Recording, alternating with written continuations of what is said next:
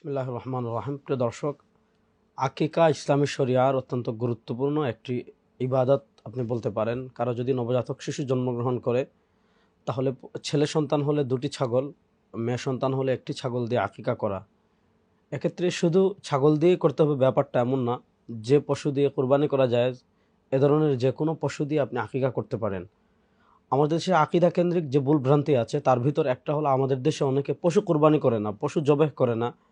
দেখা যায় রেস্টুরেন্টে গোশত অর্ডার করে দেয়, এখানে অনুষ্ঠান করে বন্ধু বান্ধবদের খাইয়ে দেয়। এটাকে আকিকা বলে না। আকিকা করতে হলে আপনি পশু জবেহ করতে হবে, তারপর সেটা রেস্টুরেন্টে রান্না করেন, যে কোনো জায়গায় রান্না করেন, পশু জবেহটা পাওয়া যেতে হবে, সেটা হবে আকিকা। আকিকা কেন্দ্রিক আরেকটা কুসংস্কার আছে আমাদের দেশে, সেটা হলো যে যেদিন আকিকা ঘটা করে করা হয়, সেদিন আমাদের দেশের যে সামাজিক রেওয়াজ আছে, যে মানুষদেরকে দাওয়াত করা হয় এবং প্রত্যেকেই কিছু না কিছু হাদিয়া নিয়ে আসে। একটা হলো কেউ যদি স্বপ্রণোদিত হয়ে স্বেচ্ছায় বাচ্চাকে হাদিয়া দেয়, সেটা ভিন্ন কথা। কিন্তু এই যে রুসুম বানিয়ে ফেলা, যেমন আমাদের দেশে বিয়েতে রুসুম বানিয়ে ফেলা, আকিকাতে রুসুম বানিয়ে ফেলা, খতনাতে রুসুম বানিয়ে ফেলা, এগুলো থেকে আমাদের অবশ্যই বেঁচে থাকতে হবে। অর্থাৎ আপনার রুসুমটা যেন কোনোভাবে এইভাবে না হয় যাতে আগত অতিথি যারা আছে তারা চাপ অনুভব করে যে আমাকে কিছু দিতেই হবে।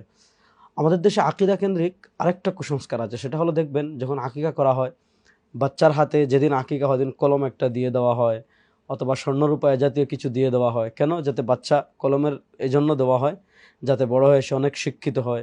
স্বর্ণ বা এগুলা দেওয়া হয় যাতে সে বড় হয়ে অনেক ধনী ব্যক্তি হয়। এগুলো শুধুই কুসংস্কার। কে বড় হয়ে শিক্ষিত হবে, কে ধনী হবে, এগুলো তো তাকদিরের বিষয়। এবং এখানে ছোটবেলায় তার হাতে এটা দেওয়া না দেওয়া, এর সাথে এগুলোর কোনো সম্পর্ক নাই।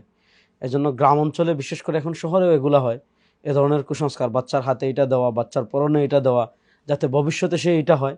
এগুলো একদম টোটালি কুসংস্কার। এ সকল কুসংস্কার থেকে আমাদের অবশ্যই বেঁচে থাকতে হবে। আল্লাহ তাআলা সব ধরনের কুসংস্কার থেকে বেঁচে থেকে এবং সন্তান জন্মের 7 নাম্বার দিন আকিকা করা সুন্নাহ, পশু জবেহ করে তার নাম রাখা এবং আকিকা করা সুন্নাহ।